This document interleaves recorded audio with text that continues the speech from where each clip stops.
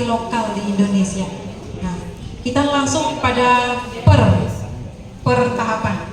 Pada pra pendaftaran dan sosialisasi, seperti hari ini kan belum masuk nih, belum masuk pencalonan, belum ada pendaftaran, namanya pra, gitu. Walaupun di PKPU nggak ada ya istilah itu ya.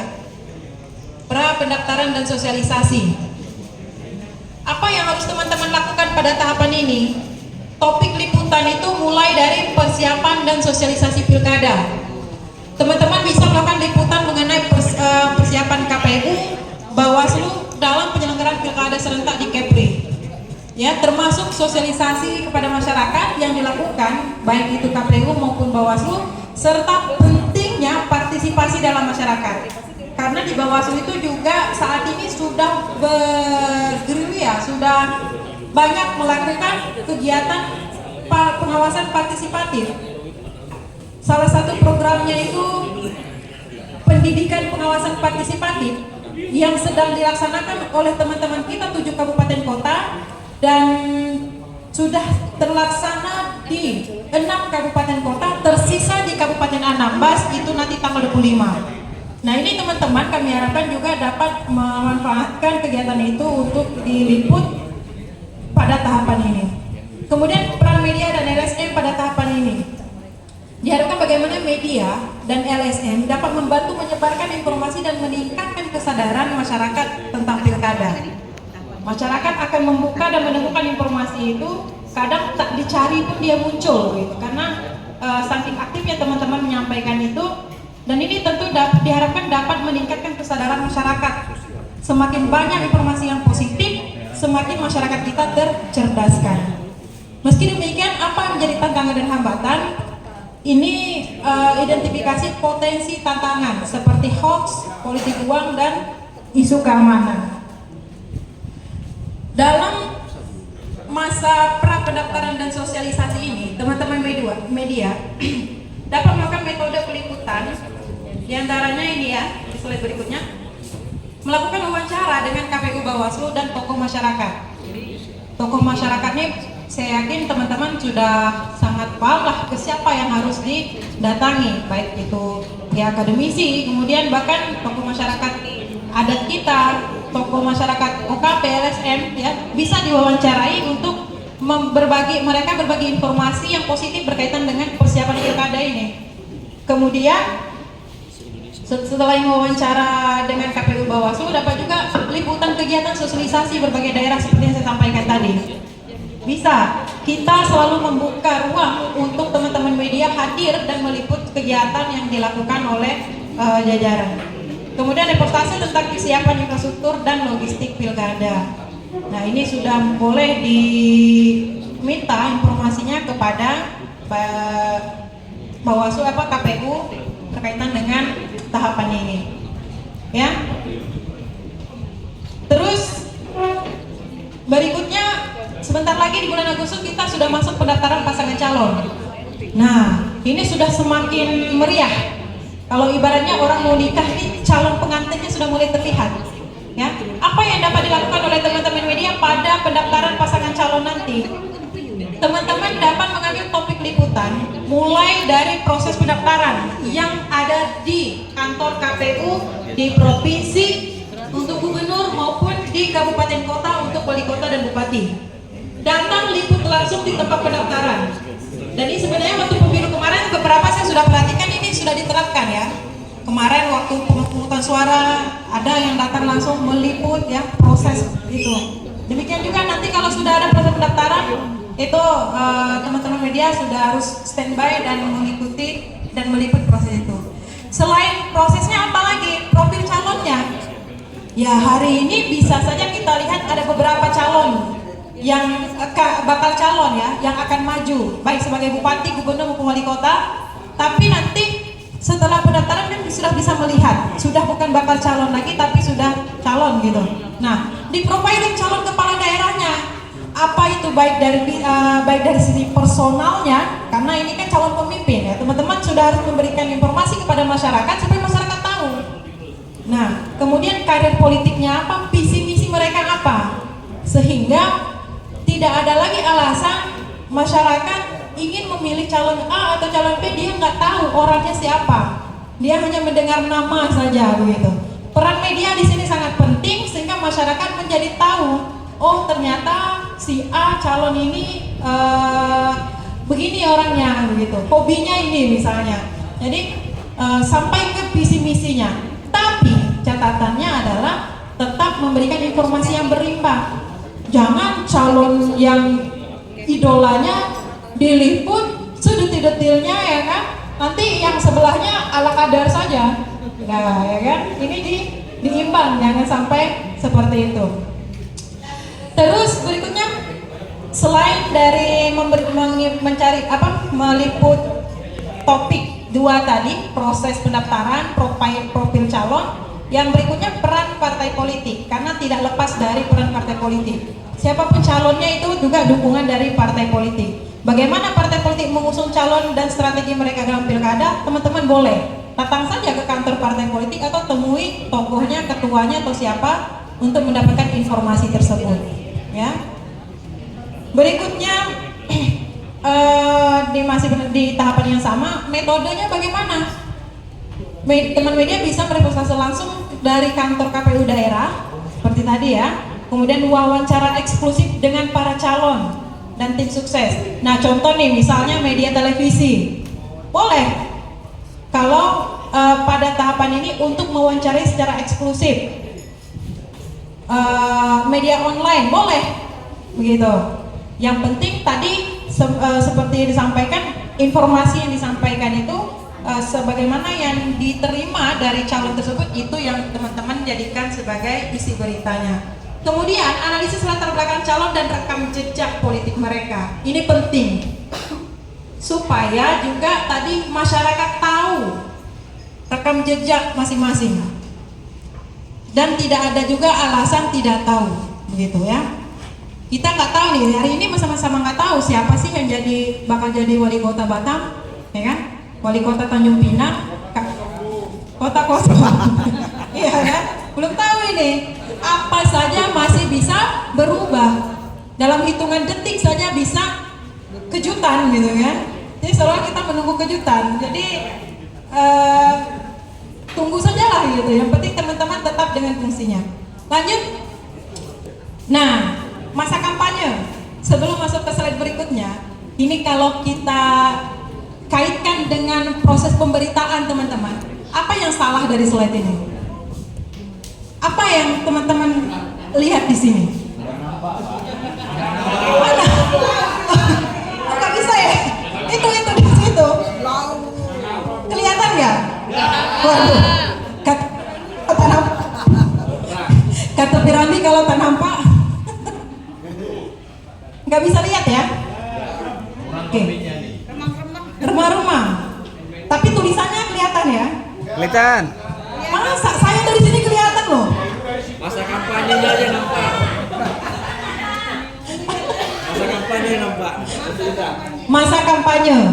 Oke.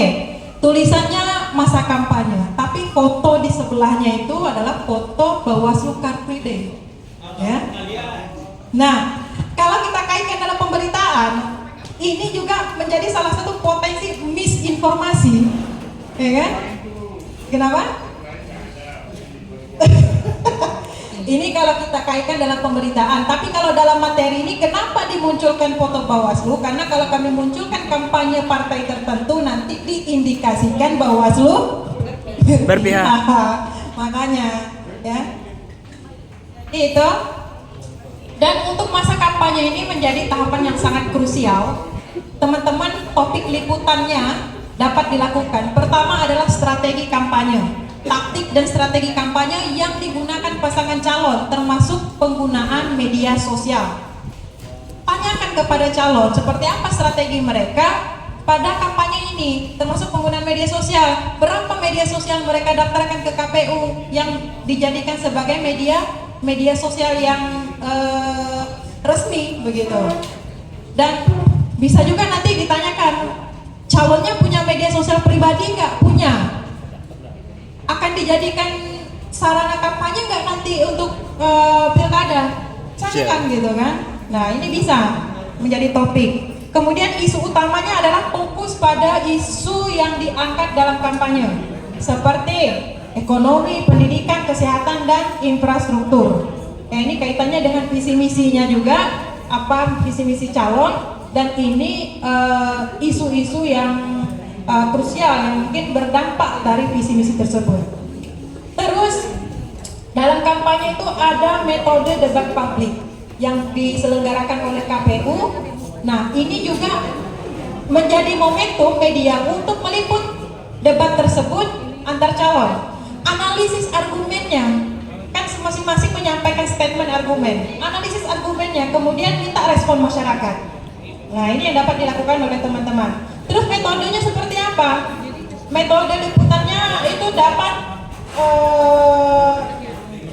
meliput acara kampanyenya ya dari masing-masing daerah. Kalau di Batam ya di Batam, di mana kampanye itu terjadi ya diliput begitu.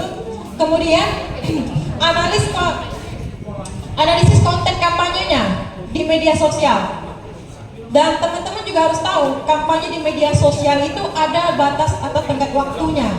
Nah, kalau ternyata ada yang sudah berkampanye dulu di media sosial gitu kan, pada misalnya kampanyenya dari tanggal 1 misalnya, terus di tanggal 1 itu juga sudah berkampanye di media sosial gitu, kita lihat peraturan KPU-nya bagaimana, terus konfirm kepada calonnya gitu, supaya mereka juga supaya mereka juga sadar bahwa tidak semua tindakan yang dilakukan itu sesuai dengan ketentuan perundangan gitu. Dan terakhir, metodenya dapat lag report dari debat publik dan analisis oleh pakar publik. Nah, pakar politik. Kita punya pakar politik banyak di Kepri ini. Silakan pilih mana pakar politik yang bisa dimintai statementnya. Itu untuk masa kampanye. Sabar, masih ada 2 masa lagi. Berikut pada masa tenang dan suara. Masa tenang dan masa pemungutan suara. Topik liputan teman-teman sudah semakin spesifik. Kirim materi, Abang. Abang ya? Oh, tadi baru masuk nampak. Masih Bang ya? Iya. Ini apa saya yang salah cara megang mic-nya? Siap. Boleh disalin. Atau memang mic-nya yang bermasalah?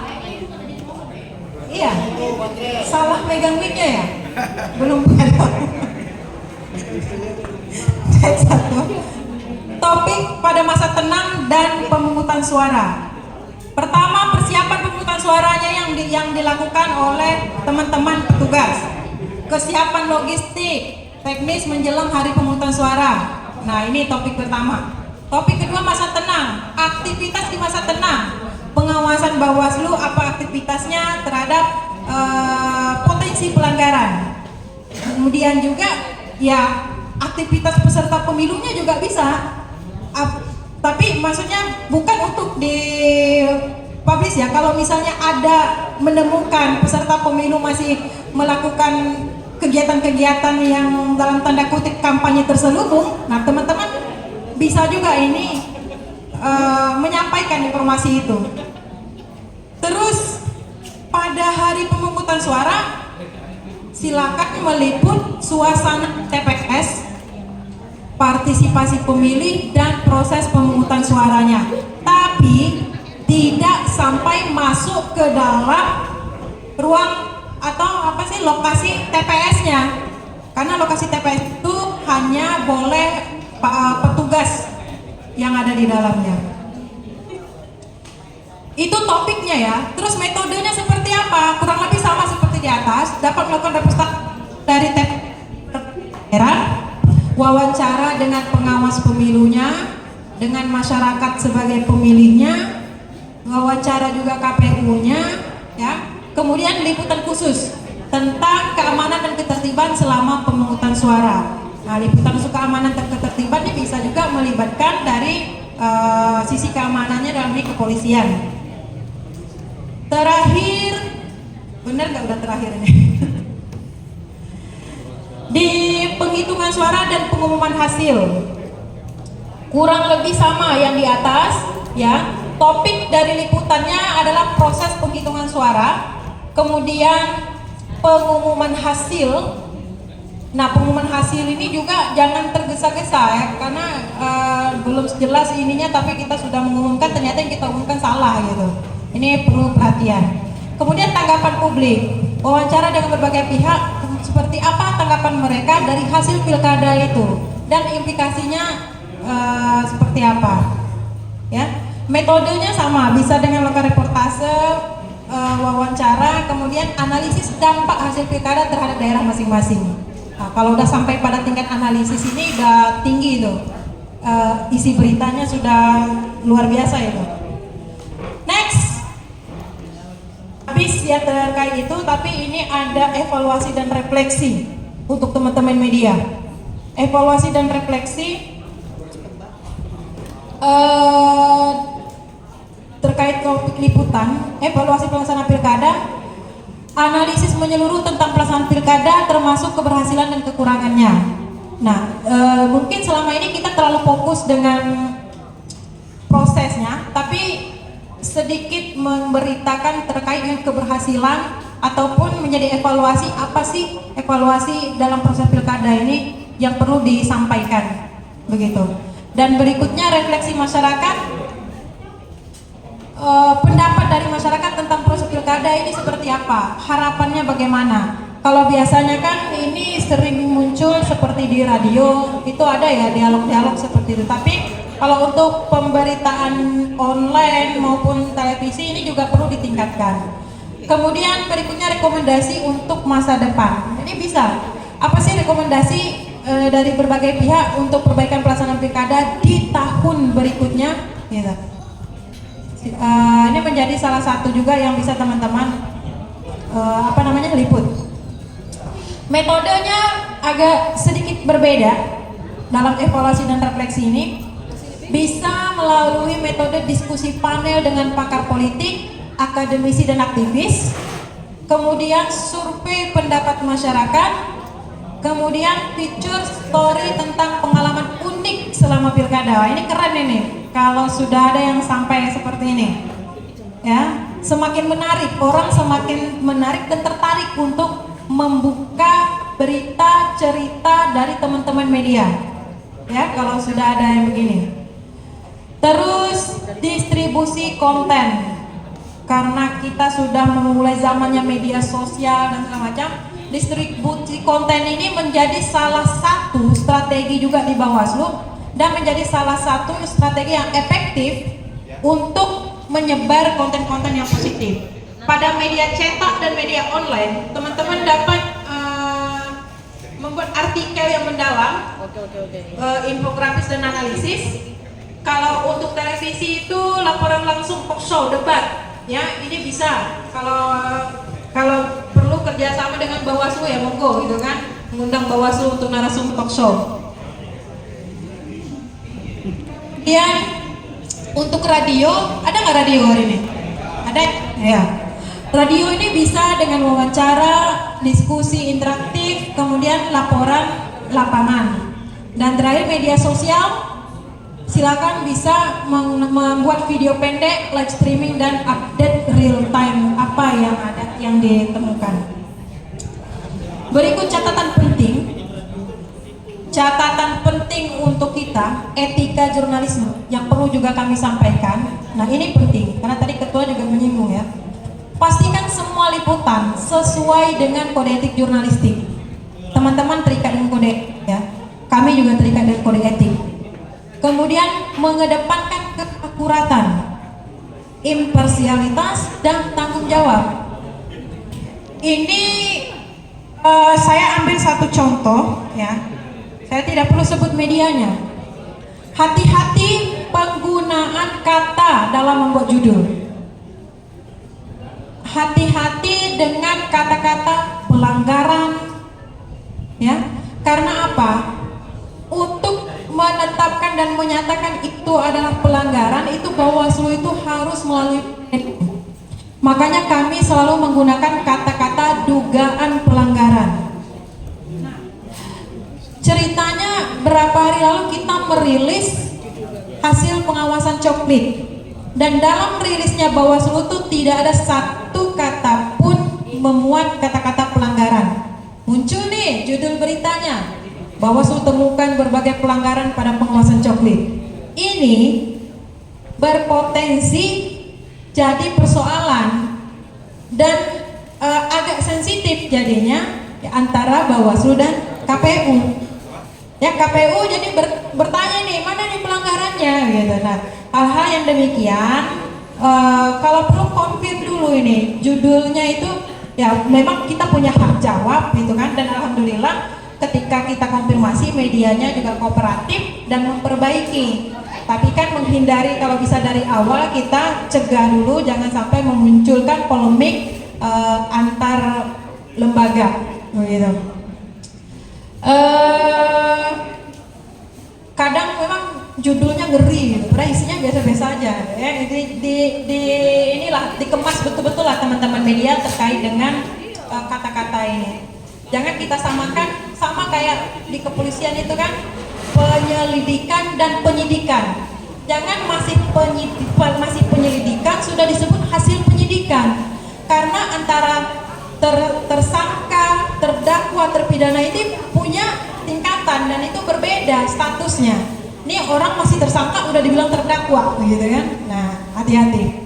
Kemudian keamanan jurnalis, perhatikan keamanan tim liputan terutama di daerah yang rawan konflik. Kalau untuk di Kepri sih insya Allah kayaknya nggak ada ya yang rawan konflik ya. Semuanya aman-aman saja ya. Adem-adem aja ya. Ya, itu juga sebagai antisipasi. Terus future goal ya. Apa sih yang kita inginkan gambarannya? Kami mengharapkan semakin banyaknya berita itu akan mencerdaskan pemilih dalam menentukan pemilihan. Ini harapan kami, harapan kita semua untuk pilkada di Kepri ini. Kalau hari ini kita sudah dengar isu pilkada Kepri ini nanti panas ya, namanya isu bisa saja. Tapi panas enggaknya itu juga tergantung kita. Kita yang buat panas atau kita justru mampu meredam yang panas itu. Gitu. Ya nggak? Media juga bisa berpotensi. Kalau beritanya panas semakin memanas gitu, lama-lama terbakar. Tapi kalau medianya itu meredam, menyejukkan, ya sepanas apapun situasi ini dapat dikontrol. Gitu. Karena saya ingat betul terakhir ini zaman dulu itu ada lagu judulnya Wartawan Ratu Dunia. Saya ingat betul lagu Qasidah itu. Jadi benar sampai sekarang itu wartawan itu ratu dunia. Kalau wartawannya memuji, menyampaikan yang positif, maka publik akan memuji cerita itu dan menjadi nilainya positif. Kebalikannya kalau wartawannya menghina, mencaci, maka publik akan beropini juga dengan menghina dan mencaci. Maka dia adalah ratu. Kalau ratu ya sampaikanlah yang baik-baik saja. Itu dari saya, Bapak Ibu, teman-teman semuanya. Terima kasih atas kesempatannya siang ini, sore ini ya. Dan terakhir saya akhiri billahi taufiq wal hidayah. Assalamualaikum warahmatullahi wabarakatuh. Waalaikumsalam warahmatullahi wabarakatuh. Tepuk tangan lagi dong. Oke, terima kasih kepada Bu Mariama. Dan yang terakhir adalah Bapak Ahmad Satrio yang juga sebagai wakil mungkin bisa memberikan info yang lebih kepada kawan-kawan media. Oke. Kepada Bapak kami persilakan.